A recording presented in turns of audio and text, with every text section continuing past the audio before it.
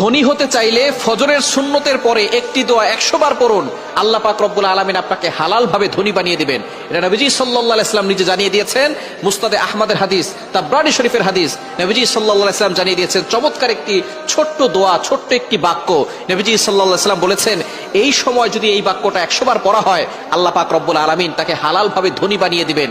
দোয়াটি করবেন কখন? ফজরের নামাজের সময়, 2 রাকাত সুন্নতের পরে, ফরজের আগে। মনে রাখবেন, আজানের পরে, একামতের আগে এই সময়টা আমরা অনেকেই মসজিদে গিয়ে চুপচাপ করে বসে থাকি। আপনি এই সময় আল্লাহর কাছে দোয়া করবেন। এই সময় দোয়া করলে আল্লাহ তাআলা সেই দোয়াটা কবুল করে নেন। আর দোয়া লা ইউরাদ্দু বাইনাল আযানি ওয়াল ইকামা, তিরমিজি শরীফের হাদিস, আবু দাউদ শরীফের হাদিস। আজান ও ইকামতের মাঝখানে দোয়া করলে সেই দোয়াটা কবুল ফিরিয়ে দেওয়া হয় না, সেই দোয়া কবুল করা হয়।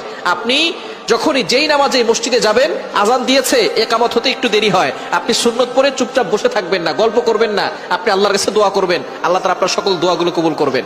ফজরের সুন্নতের পরে আপনি ফরজের আগে মধ্যবর্তী সময় আপনি সুন্নত ঘরেও পড়তে পারেন। আজান দিয়েছে, আপনি একটু আগে উঠবেন, তাহাজ্জুদ নামাজ পড়বেন, অথবা আপনি তাহাজ্জুদ নামাজ পড়ে সুন্নত আজান দেওয়ার সাথে সাথে সুন্নতটা ঘরে পড়বেন। ঘরে পড়ে মসজিদ যদি কাছে হয় তাহলে ঘরে বসে আমল করতে পারবেন, অথবা আপনি চলতে ফিরতে আপনি আমলটা করতে পারবেন।